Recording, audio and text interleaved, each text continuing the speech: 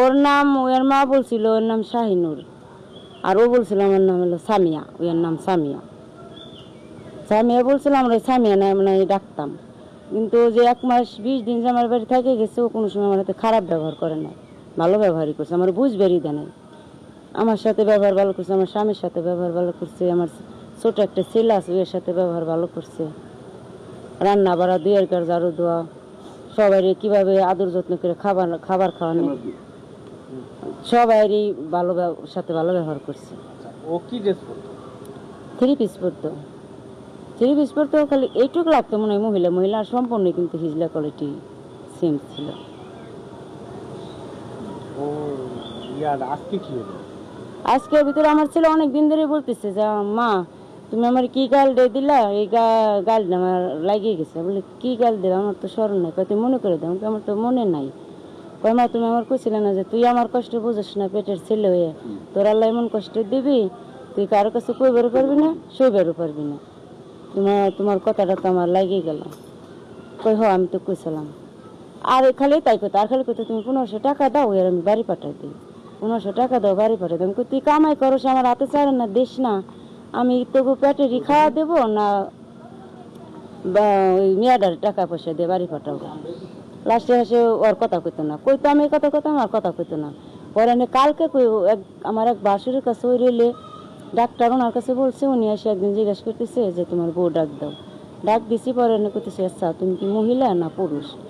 কয় হঠাৎ আপনি এভাবে প্রশ্ন করলেন, কার কাছে শুনছেন? আম্মু বলছে না আব্বু বলছে? কয় না, এটা বলছে শান্ত। কয় ঠিক আছে, আমি পবিত্র কোরআন শরীফ সাপোর্ট করে বলতেছি আমি মহিলা, আমি পুরুষ না। কোরআন শরীফ কথা নিয়ে আসার পরে কথা বলার পরে তারপরে আমার ছেলের এই গাল পেরিয়ে গেল। গাল পড়ার পরে তাও আমার আরো কইলো কি যে ওই ছেলেটা কইলো কি যে ও আরো শান্ত, আমার ছেলের নাম শান্ত, যে শান্ত আরো নেশা পানি করে আমার সাথে মাতলামি করে। ওরা আরো আমার ছেলেটারে গালাগালি পারলো, হয়তো শাসন করলো বড় চাচা ভাই হিসেবে। পরে ঠিক আছে আমরা ওরা পাইলে ওরা বলে দেবেন কি শাসন করবেন। পরে শেষে ওনারা আমার ছেলে খেলো ওনার কাছে বারবার যায়, আবার আমার ছেলে গেল, আমার ছেলের যার তার সামনে অপমান করে। ছেলে আসে আমার কাছে বললো আম্মু তুমি একটু দেখলে না, তুমি একটু আমার টাকা 1500 দিলে না, আমি ওর পাঠাই বেরছিলাম, তুমি আমার একটু সহযোগিতা করলেন না। ওর কালকে কইতেছে যে নয় আমি বিষ খাবো, নাহলে গলা দিয়ে নেবো, তুমি আমার মা হয়ে তুমি আমার কোনো করতেছ না, তুমি নিজে চোখে দেখো। আমাকে কি দেখবো? কয় আম্মু তোমার মা তো আছে, আমি কসম করলাম ও আমিও যাওয়াও তাই। আবার আমার ছোট একটা ছেলে আছে, সবাই আদর করে, ওই যে ওর কথা বলতেছে যে ওর মাথা সে কসম করলাম আমিও যাও, ও মেয়েটাও তাই। পরে শেষে আমি নিজে বাস্তবতাভাবে দেখলাম যে আসলে ও পুরুষ, হিজলাও না, এমনি কোনো খোঁজাও না, ও পুরুষ মানুষ। আমি দেখার পরে আমি মনে মনে ভাবলাম যে আমি যদি একা একা দেখি ভাববি যে সবাই ভাববি যে ছেলে মেয়ে সতর্ক করে মেয়েটা ছাড়াই দিছে। পরে আমার 2 যায় মেজো যায় বড় যায় ডাক দিলাম, দেওয়ার পরে ওনারা এসে দেখবার দিলেন, ওনারা জোর করে দেখলো। দেওয়ার পরে ওনারা তো সবাই গালাগালি করলো যে তুমি একটা পুরুষ মানুষ আর একটা পুরুষ মানুষের জীবন নষ্ট করে ফেলেছো, এই কোন ধরনের ব্যবহার, তুমি কি উদ্দেশ্য নিয়ে আসছো? পরে এইরকম করতে করতে বাড়ি ঘর বেরিয়ে গেলো, মানুষজন সবাই বললো কি যে যারা যারা বিয়ে করানোর সময় ছিল তাকে জানাও।